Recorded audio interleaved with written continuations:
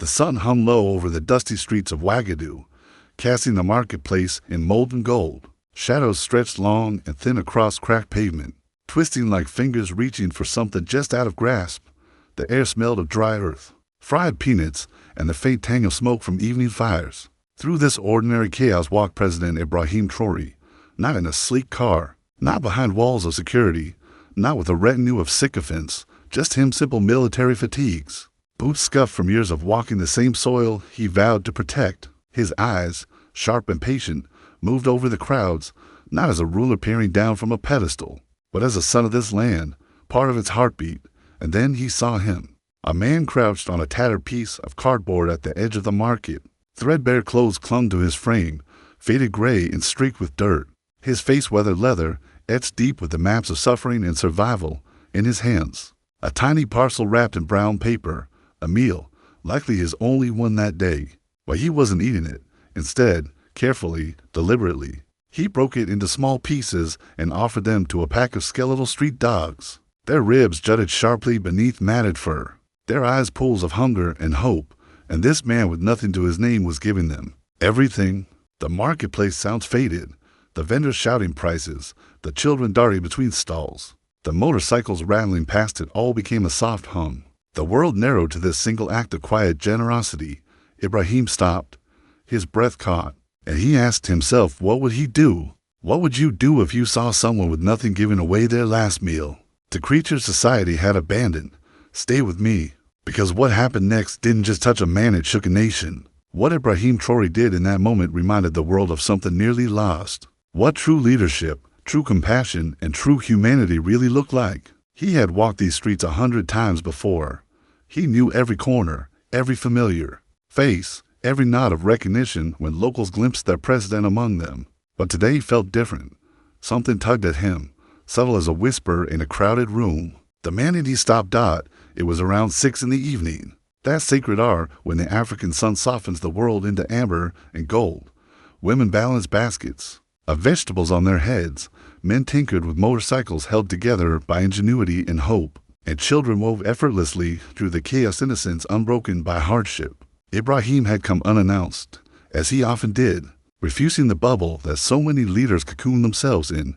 He wore no tailored suits, no silk ties, no symbols of power designed to distance him. He wore the uniform of a soldier, a man who had served, who still remembered what it meant to walk among the people he vowed to protect. And there was Simba. He sat at the edge of the market where the proper stalls dissolved into bare earth, the forgotten outskirts where life clung by grit and prayer. Ibrahim would learn his name later, but even now, he felt the weight of this man's presence. His shirt, once white perhaps decades ago, was now a dusty shadow of itself. His pants, held up with a fraying rope, barely covered his bare feet, soles hardened and cracked from endless miles on sun. Baked roads dot in his lap, the small brown paper parcel the size of hope itself rested. Around him, 6 or 7 dogs, emaciated, scarred, limping, abandoned, waited. Simba broke off small morsels of rice and beans and offered them to the pack. Each piece, handled with reverence, became a quiet prayer. The dogs approached gently, taking the food with an unspoken understanding. This man, though he had nothing, was giving everything. Ibrahim felt it tighten in his chest. He had seen poverty, God. He had lived it, grown up in modesty, fought for every inch through merit and determination. He had watched families crumble under the weight of hunger, despair, and injustice. He had held broken children in his arms, wept silently for mothers whose pots were empty, fathers whose hands shook from helplessness. But this was different. This was grace in the midst of nothing. This was humanity at its rawest, stripped of ego, ambition, and pretense. And in that moment, Ibrahim Traoré knew he wasn't just witnessing a scene, he was being shown a truth. A lesson no palace could teach, no policy could enforce. The measure of a soul is not in what it owns, but in what it gives when it has nothing. This was no ordinary act. This was a man who understood suffering so deeply that he could recognize it in others, even in the eyes of creatures most people kicked away, cursed, or ignored. True compassion, Ibrahim thought, isn't loud. It doesn't need cameras. It doesn't wait for applause. It's born in those silent moments when no one is watching. You give anyway. He stepped closer. Then another step. His security detail shifted uneasily. They had seen this look before, that steady, burning intensity in their president's eyes, and they knew what it meant. When Ibrahim Traoré felt something here, in his chest, there was no stopping him. Whispers rippled through the market like a desert wind. Traoré, it's Traoré. Vendors paused mid-sale, heads turned. A wave of curiosity rolled through the crowd, but Simba didn't notice. He was still focused on his fragile act of kindness, breaking his meal into smaller and smaller pieces, stretching it as far as his heart could go. He whispered softly in his native tongue, words meant for comfort, not understanding. Yet somehow, the dogs seemed to understand anyway. The president stopped just a few feet away. The last rays of sunlight fell over them both, to silhouettes, painted in amber, one dressed in faded rags, the other in the olive tones of a soldier. Time slowed, then Simba looked up. Their eyes met. For a moment, neither man spoke. The leader of a nation and a forgotten soul, caught in the same light, one who had everything, and one who had nothing except the will to give. Simba's eyes widened in disbelief. Recognition hit, followed quickly by fear. He scrambled to his feet, stammering apologies, his hands trembling. He began to lower himself, instinctively trying to make himself smaller before power. But Ibrahim raised his hand, gently. Stay, his gesture said. Don't move. His face was unreadable, not stern, not cold, but filled with a quiet fire. He looked down at the brown paper wrapping, now nearly empty. Then, to everyone's astonishment, he knelt right there, in the dirt, in front of everyone. The crowd gasped. Phones lifted, murmurs rose and fell like waves. The president of Burkina Faso, the man who had overthrown corruption, who commanded an army, who carried the weight of a nation, was now kneeling beside a homeless man who had fed stray dogs. For a second, it was as if the world stopped breathing. Then came the cynics. They always come. A voice rang out from somewhere in the back. This is just for show. Another politician trying to look good. Another voice joined in, louder, sharper. He should be fixing the economy, not wasting time with beggars and animals. What difference will this make? A woman laughed bitterly. There are thousands of homeless people in the city. One act of kindness won't feed them all. It's meaningless. Their words cut through the air like rusted blades, sharp, poisonous, and heavy with truth twisted just enough to sound reasonable. Because cynicism is easy. It wears the mask of logic. It convinces us that compassion is useless, that helping one life doesn't matter unless you can save them all. Simba heard them, his shoulders tensed, his eyes darted between the faces, shame flickering like a shadow across his face. He wanted to shrink, to disappear back into the dust, to become invisible again, as he had been for so long. But Ibrahim didn't move. He remained kneeling, eyes steady, his hands pressed to the earth as if grounding himself in something ancient, something greater than power. The murmurs continued, the phones kept recording. And yet, what Ibrahim Traoré would say next, what he would do in the next few seconds, would silence that entire crowd and echo far beyond the borders of Burkina Faso. Because in that silence, true leadership was about to speak. Being noticed was dangerous. Being the center of attention could crush a man. Simba had survived by blending into shadows, by moving through life like a ghost, unseen and unremarked. Now, under the weight of so many eyes, human and electronic alike, he felt exposed, vulnerable, trembling. Mr. President, I'm sorry, he stammered, voice rough from disuse, from thirst, from years of silence. I didn't mean to. I should go. I didn't do anything wrong. Please, But Ibrahim raised his hand again. That same gentle, unyielding gesture. Wait, listen, trust me. For a fleeting moment, the president's mind raced, calculating as it always did. He could feel the glow of hundreds of phones, trained on them, recording, broadcasting. Every word, every gesture would be dissected, twisted, amplified. Critics and allies alike would scrutinize him in real time. He could stand. He could hand Simba money, enough to last him weeks, perhaps months. He could make a short speech about kindness and compassion. Walk away, safe, predictable, politically sound, good optics. But Ibrahim Traoré had never built his life on safety. He had risen to power because he refused to accept the status quo, because he had looked at his country, his people, and seen potential suffocated by corruption, greed, and fear. He had risked his life, literally risked everything, because leadership, to him, meant more than survival. It meant standing for what is right, even when the world watches you with doubt, suspicion, or scorn. This moment was a test, not a strategy, not a politics, not a public image, but of his soul. The dogs sensed it. They had stopped eating, their eyes dark pools of ancient understanding. One small dog, scarred across the snout, pressed against Simba's leg, a silent pledge of loyalty, of recognition, of protection. Ibrahim realized something in that instant.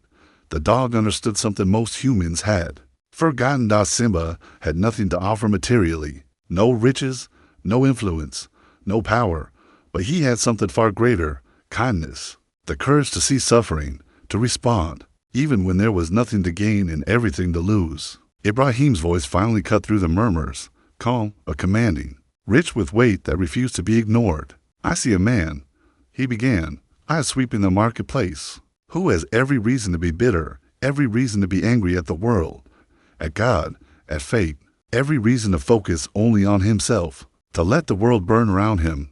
He gestured to the dogs, the empty paper parcel, Simba's worn hands, but instead, his voice softened, carrying warmth and awe. "I see a man who chooses compassion.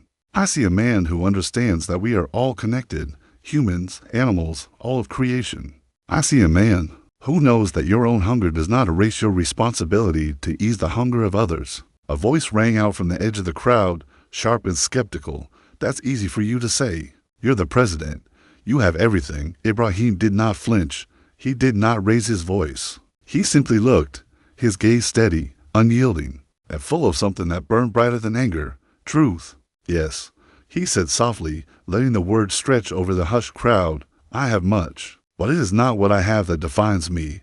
It is what I do, and right now, I am learning from a man who has nothing, everything I wish more people could see, everything I wish the world could remember." The marketplace fell utterly silent. Even the children froze mid-laugh. Even the vendors. Hands paused over produce, leaned in. Every glowing phone screen caught the moment, but even screens could not capture the soul of what was happening. Ibrahim Traoré, kneeling in the dirt beside a man who had nothing, showed the world a truth that cannot be measured in wealth or influence. Leadership is not about power. Leadership is about humanity. "This man has nothing," someone shouted from the crowd, voice sharp with challenge. "And you're praising him for giving away the little he has. Maybe he should take care of himself first." The words hung in the air like a gauntlet thrown, aggressive and pointed. Several heads nodded. Phones continued to record every second. Ibrahim turned slowly toward the voice. His expression was calm, neither angry nor defensive, just resolute. "You're right," he said quietly, yet every word carried the weight of conviction. "I have more than most, which means I bear a greater responsibility, not a lesser one. And this man," he rested a hand gently on Simba's shoulder, "has just taught me a lesson about leadership no book, no advisor, no military training could ever provide." The crowd shifted, unsure how to process the calm authority in his tone. Then Ibrahim stood, helping Simba to his feet. The man trembled, overwhelmed by attention, by the touch of this powerful figure, by the sheer impossibility of what was happening. And then Ibrahim did something no one expected. He removed his military jacket, the symbol of rank, authority, and command, and draped it around Simba's shoulders. The marketplace gasped. Phones went higher. Fingers shook as they recorded the impossible moment. This was no protocol, no staged photo op, no political maneuver. This was humanity made visible. But Ibrahim did not stop there. He pulled out his phone and made a call right there, in front of everyone, his voice firm, decisive. "I need a medical team at the central marketplace immediately. Yes, now, and arrange emergency housing, not a shelter, proper housing. I'll explain later. Just do it."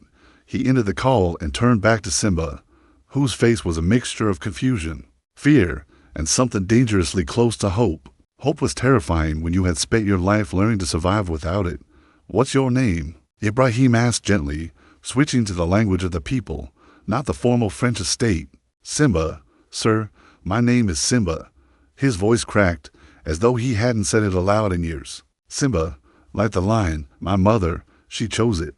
She said I would be brave." Simba's eyes filled with tears. "But I'm not brave, Mr. President. I'm just trying to survive." I'm sorry I wasted my food on the dogs. I know people think it's stupid.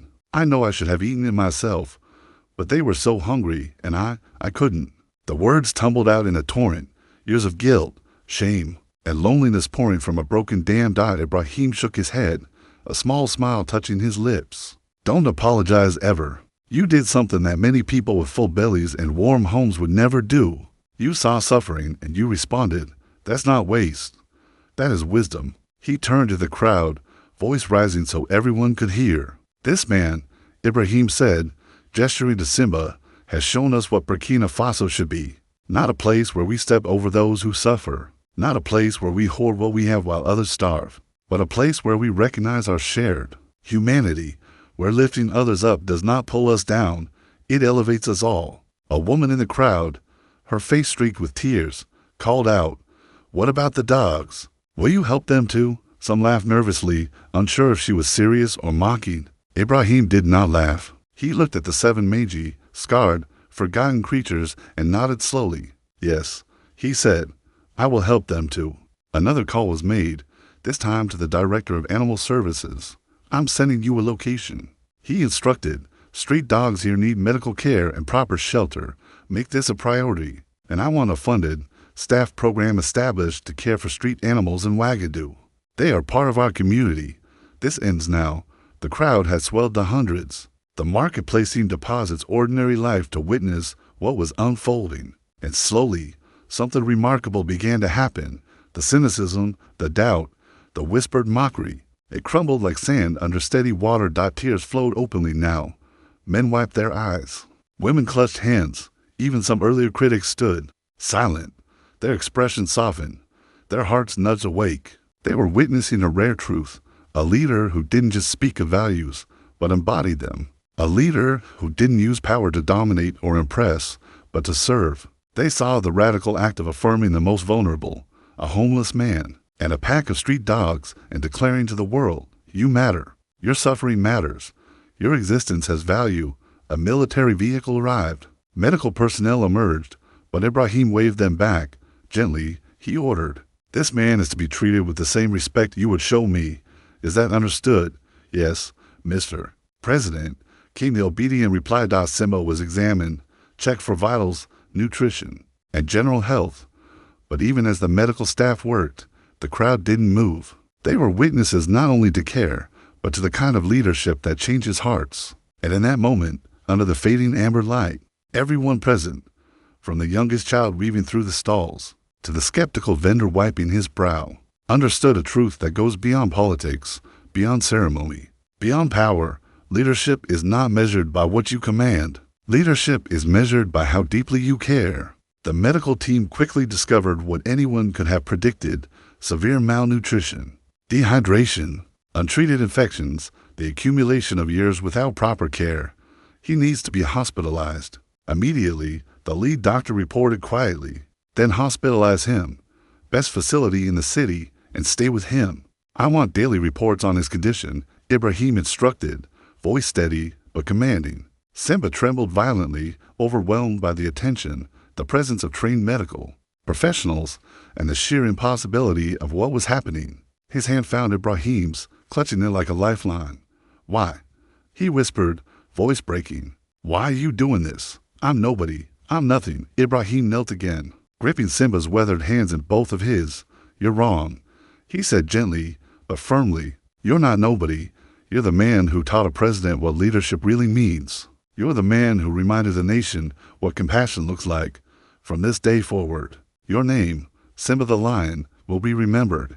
At that moment, the veterinary team arrived for the street dogs. They moved carefully, speaking softly, hands gentle with creatures who had known little but cruelty. One by one, the dogs were treated, wounds cleaned, hunger addressed, fear soothed.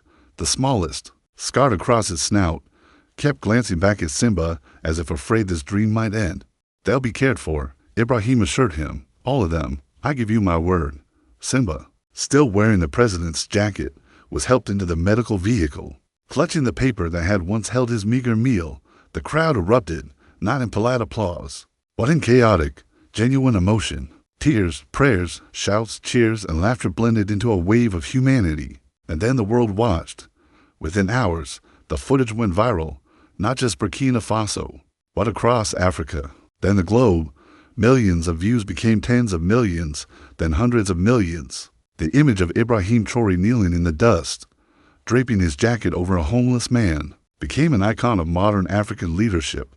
But this story didn't end with viral fame. It began there. Simba spent 2 weeks in the hospital, treated for malnutrition, infections, and the invisible wounds of years on the streets. Ibrahim visited 3 times, quietly, without cameras, without statements. Just a man and a president, talking about life, loss, and what it means to survive. On the 3rd visit, Simba shared his story, how he had been a teacher in a rural village, how drought destroyed his crops, how the city offered only rejection, how his wife had died, how his children scattered. Slowly, he fell through every safety net until none remained.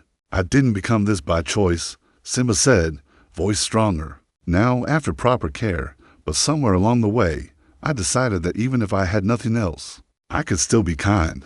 Kindness costs nothing, but it means everything." Ibrahim listened, then asked, "Would you like to teach again?" Simba blinked. "Who would hire me? I look like I am. You are a man who understands suffering and chooses compassion anyway," Ibrahim said. "That makes you exactly the kind of teacher we need." Within a month, Simba was placed in an educational program personally funded by Ibrahim. It wasn't charity. It was recognition.